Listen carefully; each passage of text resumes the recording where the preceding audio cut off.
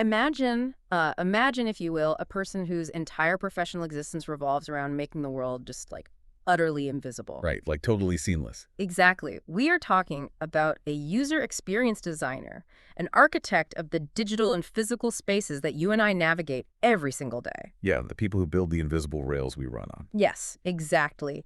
And for over a decade, this person has been meticulously crafting these high-tech, highly structured systems for, absolute titans of industry. Oh, massive players. Right. We are talking about designing spatial strategies for over 1,000 corporate workers at IBM. Which is a huge undertaking. Massive. And building user interfaces for major university platforms. And we are even talking about working inside the autonomous vehicle division at Waymo. Wow, okay. Yeah, quite literally monitoring and taking control of self-driving cars on the freeway. In this world, the goal is just uniform and absolute. You remove the friction. Yeah, completely. Yeah. You make the interface so perfect, so seamless, that the human being using the system doesn't even realize the system exists. Right, you engineer the struggle completely out of the equation. I mean, it is a mindset that demands total optimization. It really does. Because when you are designing wayfinding for a massive corporate hub or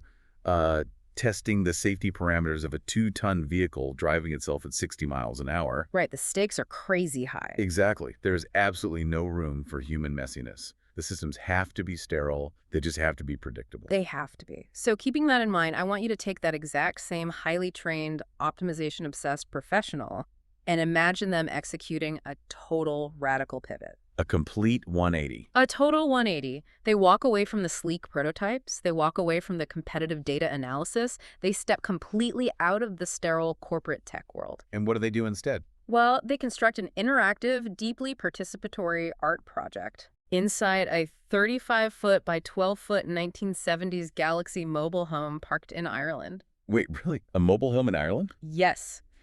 And they build it using literal trash. Whoa. Discarded compostable coffee cups, scuffed up, paint-splattered work boots. That is incredible. Right. They go from hiding the friction to essentially painting that friction in neon yellow and displaying it for the world to see. I mean, that is a phenomenal psychological reversal. It's wild. It's a rebellion against the very foundations of their own career, really. Oh, absolutely. So welcome to the Deep Dive. Today, we are exploring one of the most fascinating, chaotic, and yet mathematically structured digital and physical ecosystems we have ever encountered. It really is something else. It is known as PhysStory EXP. It's a project, a lived philosophy, and just a wildly extensive manifesto created by Lou Riordan. Also known in the ecosystem as at RATART or LudaPhys. Right. And when I first opened the sources for our deep dive today, like the actual PhysStory EXP website, I was immediately overwhelmed. Oh, I'm sure it's a lot to take in. It is. The sheer visual noise is just staggering. Okay. The screen is completely saturated with bright yellow sticky notes, red marker text, animated GIFs, overlapping timestamps. Just a wall of sensory input. Exactly. And this recurring, almost rhythmic tagline that just says, messy, bold, human. Well, that initial sense of overwhelm, that feeling of being hit by a visual wall of chaos is entirely by design. Oh, you think so? Oh, absolutely. It is the complete antithesis of a minimalist corporate landing page. Right. But what is truly brilliant is that beneath this frantic neon energy lies a really highly rigorous architectural framework. Okay, so it's not just random. Not at all. Lou isn't just throwing paint at a wall in a blind panic. Yeah. They are taking the analytical frameworks of a seasoned UX designer and applying them to the wildly unpredictable process of healing. Healing from severe trauma, right. Exactly. Trauma and recovering human creativity. They are building a system for processing life when life vehemently refuses to fit into a frictionless corporate box. Man, that is so profound. So our mission today is to unpack that framework. We are going to explore how Lug utilizes a concept they call recovery design. Which is a brilliant term. It really is. Along with the practice of radical documentation to navigate extreme burnout. We're going to look at how they reclaim physical connection in a digitally isolated world. A world we're all kind of trapped in right now. Right. And how they extract profound meaning from the things the rest of us just toss in the garbage without a second thought. Yeah, the everyday trash. But to understand the chaotic treehouse, we really have to look at the sterile lobbies Lou was building before. You have to see the contrast. Exactly. The sources provide a really detailed look into Lou's professional history, specifically in the section labeled #RecNotes. Which stands for record notes, right? Yeah, I assume so. And they spent over a decade deeply embedded in tech. Let's look at what that actually entails. Lou was an experienced coordinator and production designer for IBM in New York City. Wow, NYC IBM. Yeah, operating out of the Astor Place studio. That meant handling space planning and strategy for a massive workforce. Which is, I mean, you're essentially choreographing how 1,000 people move, work, and interact in a physical space. Right, like an intricate dance. Exactly. Which is an immense cognitive load. Service design at that scale requires you to constantly anticipate failure points. So you're always looking for what could go wrong. Always. You are trying to predict human behavior and channel it into maximum efficiency. You're treating human beings, in a sense, as variables in a spatial equation. Oh, that sounds exhausting just thinking about it. It is. And then you have their time as a UX researcher at the University of Phoenix working on the Blackboard Ultra platform. Right, the educational sector. Yeah, again, optimizing digital learning paths for thousands of students. And then, perhaps most intensely, Lou was an autonomous vehicle software tester for Waymo in Chandler, Arizona. Now, this is the one that really gets me. Right, because they were physically in the cars, launching, monitoring, and executing manual takeovers of self-driving systems on actual freeways. I can't even imagine the kind of mental state that requires. Seriously. We need to unpack the psychology of that specific job because it is crucial to understanding the burnout that follows later. Okay, let's get into it. So, in the autonomous vehicle industry, there is a well-documented phenomenon known as the handoff problem. The handoff problem, okay. Yeah. When a car is driving itself, the human driver isn't actually driving, right? Right, the machine is doing the work. But they also aren't allowed to relax. They have to maintain a state of hypervigilance, sitting with their hands hovering just above the wheel. Oh my God, just waiting. Just waiting. Waiting for the exact millisecond the machine encounters a variable it doesn't understand. Like, I don't know, a strangely dressed pedestrian or an unexpected traffic cone. Yeah, so you are essentially just a biological failsafe for a computer. Exactly. You're stripped of your agency, yet you carry all the liability. That sounds terrifying, actually. It is a state of perpetual anxious readiness without any of the active engagement of actually driving. It is incredibly unnatural for the human nervous system. I mean, humans aren't built to just passively panic for hours. No, we aren't. Yeah.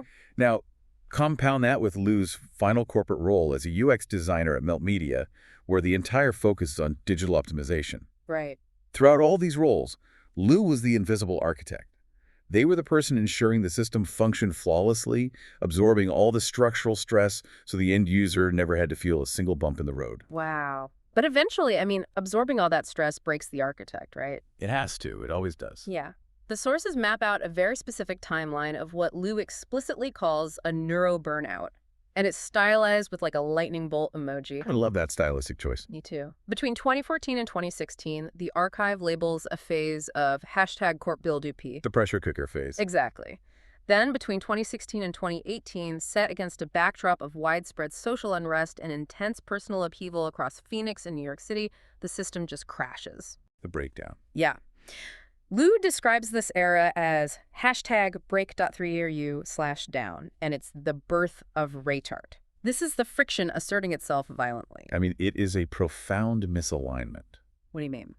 Well, the corporate environments, Lou, designed for demand a flattening of the emotional reality of human existence. They demand predictable output. Right, be a good robot. Exactly. But the human psyche inherently requires friction to feel alive. We need texture. We need to be able to make mistakes. We need to be messy. Yes. Severe burnout in these hyper-optimized spaces isn't just a matter of needing a vacation. It is the human soul rejecting its role as a cog. Oh, wow. The machine Lou was operating within simply could not process the anomaly of its own architect breaking down. It makes perfect sense when you phrase it like that.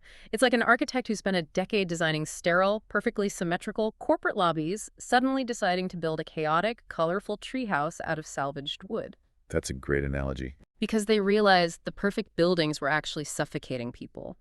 Why do we have to completely break down before we realize the hyper-optimized systems we live in aren't actually built for humans? That is the million-dollar question, isn't it? It really is. And I want everyone listening to just reflect on their own professional lives for a second. Like, how often do you optimize for productivity at the expense of your own human messiness? Probably every single day. Right. But Lou didn't stop being a system designer. They just realized the frictionless systems were suffocating them. So they built a new system. Yes. This culminated in Lou stepping away and actually formalizing this new approach academically. In 2025, they earned a first-class honors postgraduate diploma in innovation through design thinking from University College Cork. UCC in Ireland. Yeah, UCC. Yeah. And I want to pause on that because design thinking is typically a corporate framework. Oh, heavily corporate. Right. It involves empathizing with the user, defining the problem, ideating, prototyping, and testing. Usually you use that to sell more software or optimize a checkout flow. Precisely. But Lou took that highly effective corporate methodology and applied it inward toward the self. Oh, that's brilliant. They made their own traumatized, burned-out psyche the user. Wow. Yeah, they empathized with their own exhaustion, defined the problem as a lack of tangible human connection, and began prototyping a completely new way to live. This is what Lou calls recovery design. Recovery design. I love that so Yeah. much. So if we look at the architecture of the Fizz Story website, there is a specific sector called the lab. Right, the lab. And it's described as housing the research plus infrastructure method to the madness.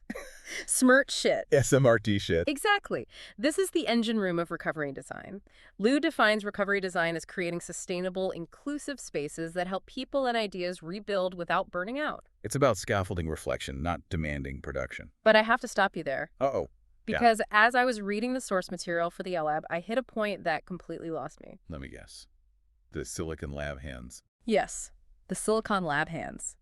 The sources detail that to build this deeply human, wonderfully messy analog recovery system, Lou is heavily utilizing advanced artificial intelligence. Yeah, they are. They use what they call DigiSlice, which includes ChatGPT and Loma, referring to them as a digital home slice. Right? Then there's Colax, which utilizes Google's Notebook LM and Gemini, operating as metacogs. I know, it sounds wild. It feels totally contradictory. Lou's entire breakdown was triggered by the hyper-optimized algorithmic tech world. Yeah, the frictionless nightmare. So how does it make any sense whatsoever to use AI, arguably the most hyper-optimized friction-erasing technology in human history, to heal from tech-induced burnout? I hear you. It's like trying to cure a severe caffeine addiction by buying an industrial espresso machine. It seems like a massive paradox on the surface, absolutely. Right. I completely get why that tripped you up. Right, please explain it to me. But the difference lies entirely in the mechanics of how the technology is deployed, and more importantly, the strict boundaries placed upon it. Okay, boundaries. Yeah. In the corporate world, technology is an extraction engine. It automates labor to increase profit margins, it removes the human to increase efficiency. Right. Lou's application of AI in recovery design flips that power dynamic entirely. Lou is using AI not to replace their own thinking, but to serve as a cognitive exoskeleton. A cognitive exoskeleton. Okay, walk me through that. Think about what severe neuro-burnout or neurodivergence actually does to the brain. It severely impairs executive function. Your ability to just do basic organizing tasks. Exactly. The sheer weight of organizing thoughts, mapping a decade-long timeline of trauma, or categorizing thousands of fragmented memories, it's like trying to run a marathon with a broken leg. You just can't do it. You literally cannot carry the structural weight of the task. Lou is using tools like Notebook LM and Gemini to bear that structural weight. Oh, I see. Let's look at Notebook LM, for example. It is an AI that grounds itself specifically in the documents you feed it. It doesn't hallucinate outside information. It organizes what you give it. Ah, so it's acting as a highly sophisticated filing clerk, not a ghostwriter. Exactly. The AI acts as the wheelchair, or the exoskeleton. It handles the sorting, the archiving, the connecting of data points, which allows Lou's brain to reserve its limited, precious human energy for the vital work of actually feeling the emotions. And assigning meaning to those memories. Precisely. That distinction is explicitly written into the manifesto, isn't it? Oh, very much so. The rules Lou sets for these AIs are fiercely guarded. The sources state that these AIs are assistive cognition systems. They are therefore helping process, reflect, map, remix, Red team, question, archive, and extend ideas in motion. The verbs are crucial there. Yeah, let's look at those verbs. They're all verbs of support. Not a single one of those is a verb of creation. Right, and Lou is adamant, using huge warning emojis in the text about what the AI is not allowed to be. They draw a hard line. They are explicitly not authors, they are not replacements, they are not Fortune 500 tellers. I love that phrase. And the golden rule that governs the entire lab section is this. Human stays witness, editor, and meaning maker. Human stays witness. I mean, that is the rebellion right there. It gives me chills, honestly. We are currently living through an era where tech companies are trying to sell us AI that will write our wedding vows, generate our art, and summarize our loved ones' text messages. It's so bleak. It is. They are trying to automate the friction of human connection. Lou draws a hard line. The AI can organize the sticky notes, it can help cross-reference a date, it can red team or challenge an idea to make it stronger. But the feeling is human. Yes. The raw emotional material, the messy, bleeding reality of the trauma and the joy must be generated and witnessed by the human. It takes the existential dread right out of AI. It really does. It brings it back to being a tool, like a hammer or a highly advanced spreadsheet, rather than this all-knowing oracle we're supposed to bow down to. Exactly. But the raw material going into that AI system, that is 100% human, and it is beautifully, unapologetically physical. Very physical. Which brings us to the core output of Phys Story. If the lab is the engine, then this next concept is the exhaust, the artifacts of the journey. The tangible proof. Let's talk about RATART and the alchemy of shits and tings. I mean, just the terminology alone, shits and tings, tells you everything you need to know about the total absence of corporate pretense in this project. It really does. It's so raw. RATART is defined in the sources as tagged artifacts made from the things we buy, get, hold, use, lose, and leave behind. The debris of living. Yeah. Luz describes it as exploring the mundane and magnificent. And there are two very distinct categories here. First, you have tings. Tings with a T. Right. Tings are held artifacts, carried objects, things we genuinely love and keep around us. Like a favorite jacket or a notebook? Exactly. And then you have the other category, shits. Shits are passing objects, temporary surfaces, disposable packaging. The sources call it transit residue. Transit residue. It's the stuff we interact with for 5 minutes and immediately toss into the garbage. This is where the UX designer's obsession with behavioral loops meets the artist's search for meaning. Okay, unpack that for me. Well, think about the standard everyday life cycle of a disposable object in our modern economy. Like a paper cup. Exactly. It is a completely unconscious, frictionless process. Acquire, consume, discard. You buy a compostable cup of coffee, you drink it while staring at your phone, you throw the cup in a bin. You don't even look at it. Your brain never even registers the cup. You are operating on what neuroscientists call the default mode network, pure autopilot. But Lou created a protocol to deliberately crash that autopilot. Yes, they did. It's called the Phys System Protocol, and it's a 5-step ritual. Let's walk through it. Let's do it. Step 1, boom, or spark. A moment happens. An encounter, a feeling, a spark of curiosity, or even just a moment of overwhelming absurdity. Something that jars you awake. Right. Step 2, mark or tag. You physically mark the object involved, you pull out a Sharpie or a paint pen, and you tag the spark onto the physical item. You claim it. Step 3, FIZZ, or POP. The feeling builds. You let the story fizz. You actually force yourself to sit with the emotion of that specific moment in time. Which is so rare these days. It is. Step 4, drop or ship. You let the object go. You throw it away. You leave it on a bench. You mail it. You release it. And finally, step 5, look or limp. The love or the impact continues somewhere else in the loop of life. By implementing that Phys System protocol, Luth is creating a radical intervention in consumerism. Wow. Yeah. The physical act of taking a permanent marker to a piece of trash forces your brain out of the default mode network. It demands presence. It says, I am here. Exactly. By tagging that disposable cup before you drop it, you are bearing witness to your own existence. You are declaring, I was here, I existed in this specific geography at this specific second, I felt something profound or mundane, and now I release it. It's almost spiritual. Let's look at the actual examples from the archive because they are stunning in their simplicity. Under the shits category, there is a piece called B-Day Traits. Oh, I saw this one. It is literally a used compostable coffee cup and a piece of plastic packaging from a birthday pastry. That's it. It's garbage. Literally trash. But Lou used a permanent marker to draw on them, tagged them with the date April 28th, 2026, and logged the status as dropped. Incredible. Or there is the snaky cup, another disposable cup used in the field, covered in marker and discarded. For one fleeting moment before it went to a landfill, that piece of transit residue was a canvas that held human memory. It forces us to question the hierarchy of material value, doesn't it? What do you mean by that? Well, why do we accept that a blank canvas purchased for $50 at an art supply store is a valid vessel for human expression, but the crumpled plastic cup that held the coffee that kept you awake while you cried on your birthday isn't? Oh, wow. That is a heavy thought. Lou is democratizing the canvas. Yeah. They're saying that the residue of our survival is inherently worthy of documentation. The residue of our survival. And speaking of survival, that brings us to the TINGS category. The held objects. Right. This is where the project gets incredibly gritty and deeply personal. I want to talk about the buck boots. Yes, the boots. This isn't some delicate sculpture sitting behind glass in a gallery. These are a pair of heavy-duty Timberland Pro buckskin work boots. And the narrative attached to these boots in the archive is intense. It's a whole journey. A huge journey. Luth wore these boots during what they refer to as the Homeless Arrow Homeland Tour of 2021. Wow. They acquired them during a stint working at Amazon jobs in New York City.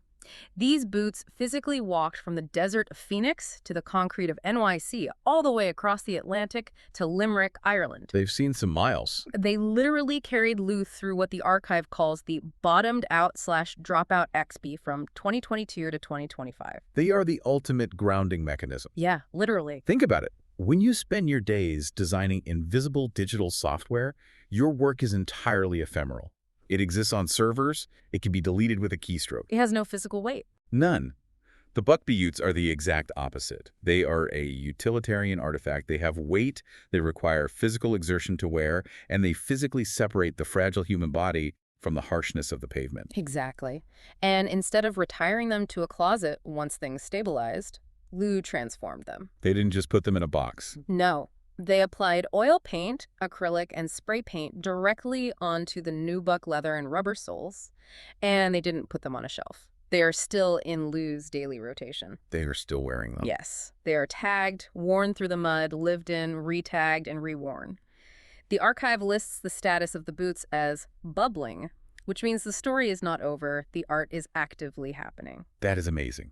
It is survival gear functioning as an ongoing, wearable diary. It really makes you look at your own desk or your own hallway a little differently, doesn't it? Oh, totally. You start looking at the faded label on your favorite water bottle or the deep scuffs on the leather of your laptop case, and you realize those marks are a silent testimony of your own survival this year. We all have our own tings.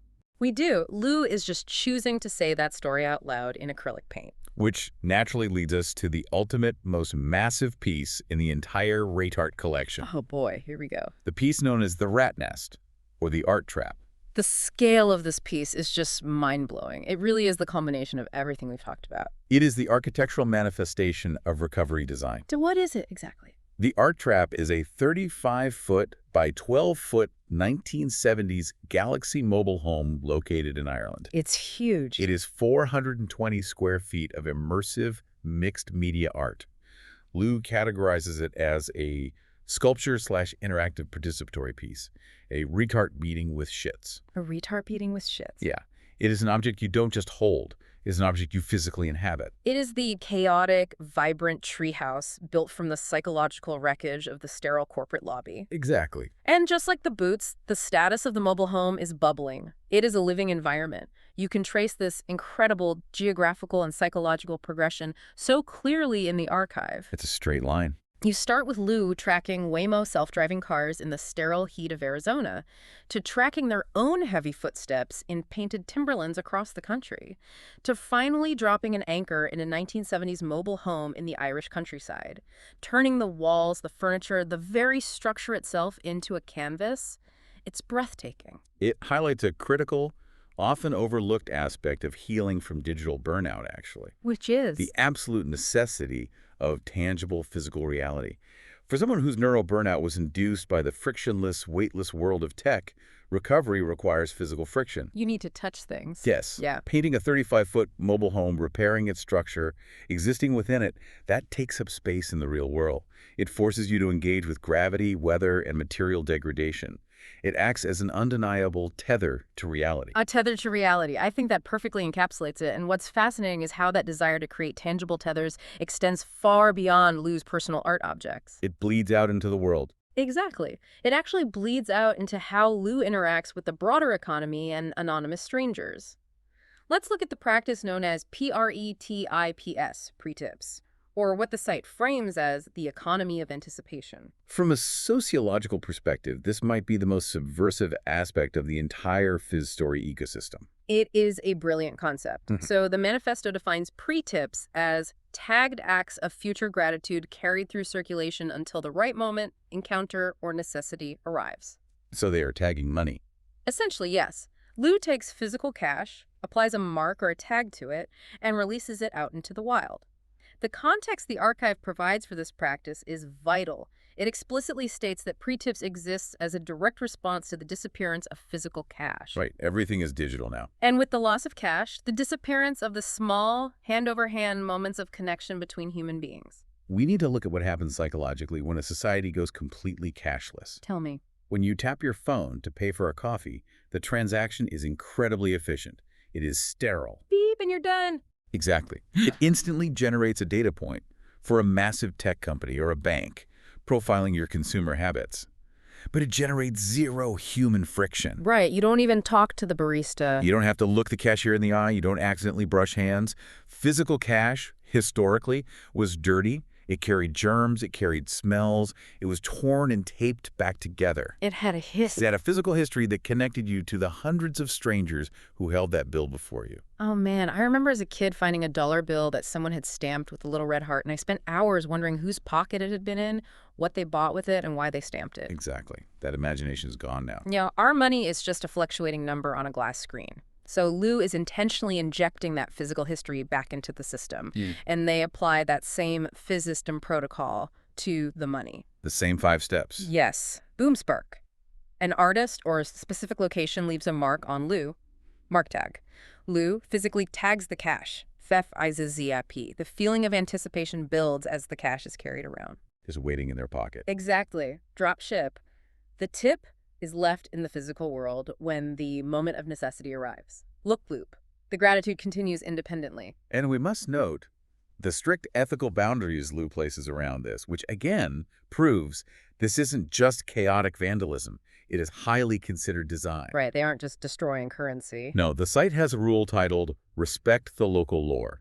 Currency defacement laws vary wildly by country. Oh, that makes sense. So Lu explicitly notes that some PRETIPs might utilize temporary ink, removable tags, protective sleeves, or stickers instead of permanent marking, ensuring they respect the law while still facilitating the connection. So smart. The mantra is, respect due peace, respect due people, respect due laws. It's not about destruction. It is an act of deliberate connection. The archive documents a highly specific example of this, actually. A PRETIP was created for a musician named Wren Gill in Limerick, Ireland. Oh, Wren Gill. Yeah. The source notes show it was tagged in March 2025, but it wasn't finally deemed or dropped until July 2025. So they carried it for months. It bubbled in Lu's pocket for months, waiting for the exact right moment to arrive. And there is a beautiful quote on the site regarding this. Some PRETIPs are handed directly. Some stay bubbling for years. Some disappear into the loop completely. Not every PRETIP needs to be found. Not every story needs proof. Not every story needs proof. Think about how radical that statement is in our current digital paradigm. Right, where everything is online. We exist in a surveillance economy, but it's a participatory surveillance economy. Yeah. We are conditioned to document every meal, every vacation, every single act of charity on our social media feeds in exchange for algorithmic validation, likes, retweets, views. If it's not on Instagram, did it even happen? Exactly. The act of anonymous, untracked gifting is an act of absolute analog rebellion. You are injecting value, joy, and capital into the physical world with zero expectation of a return on investment. Not even a digital dopamine hit. Nothing. You are reintroducing pure serendipity into a world that algorithms have sanitized. It is the adult equivalent of leaving a secret message inside a library book, but with actual financial stakes attached. It really is. You are planting a seed of joy, walking away, and placing total trust in the universe that it will end up in the hands of the person who needs it most. Imagine you are having a catastrophic day. You feel entirely unseen by the world. You sit down at a bus stop, and you find a €5 note tucked under the bench with a bright yellow sticker that says, "For the moment you need it, stay SAYWHA." It would completely shatter the isolation of your day. It really would. It fundamentally redefines the utility of capital. It shifts the focus from hoarding wealth for personal security to facilitating communal flow. The money becomes an active vehicle. Yes, for tagged appreciation and future gratitude. As Lynn describes it, it is money or tips that we hold, share, pass forward, use, need. It makes the economy feel like a living, breathing organism again. It genuinely makes me want to go to an ATM, pull out physical cash, and start carrying it again, just to have the agency to participate in that kind of serendipitous magic. Me too, honestly. Now, let's zoom out from the individual practices and look at the macro architecture of how Lou organizes this entire lived experience on the Phys Story EXP website. The site is divided into massive conceptual buckets. That's massive folders. Yeah. We've already spent time in the album. We've touched on play, which houses the RATART and PRETIPs. But the tension really lies between the sections labeled work and life. The categorization here is incredibly telling. It reflects a deep understanding of the compromises required to exist in modern society without letting those compromises consume your identity. The work section is brilliantly subtitled CREAM, an homage to the Wu-Tang Clan acronym, Cash Rules Everything Around Me. I love that. This section is dedicated to the public-facing hustle. It is described as the auction art space where things are made for and by people. It is a stark acknowledgement of capitalism. You still have to pay rent. Exactly. It admits, yes, I still have to survive. I still have to generate income to eat and buy paint. But by putting it in its own distinct folder, Lou quarantines the capitalist urge. Just put it in a box. Right. It prevents the need to sell from infecting the rest of the ecosystem, and that leaves space for the life section. This is pure, unmonetized personal perspective. Lou describes it as living/laughing/loving, life plus death plus ludifiz.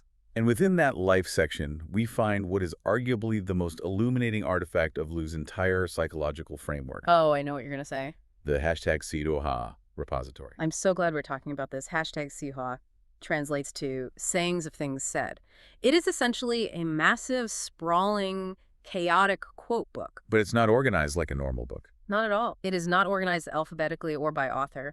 It is divided into intensely human, emotional categories. Say art, say WRK, say IRL, say CRY, say FUN, say SMRT, and say IDK. The emotional whiplash you experience reading through these quotes is spectacular. It really is. Let me read a few directly from the source to give you a sense of this. Under the CRY category, Lou has painstakingly logged a quote from Hear Howie's science fiction novel Wool, published in 2013. The quote reads, "His husband's eyes swam behind tears while he allowed his dutiful sheriff's self to intervene." It is meticulously tagged, dated, and even includes the exact ISBN number of the physical book. Stop and analyze that for a moment. Yeah.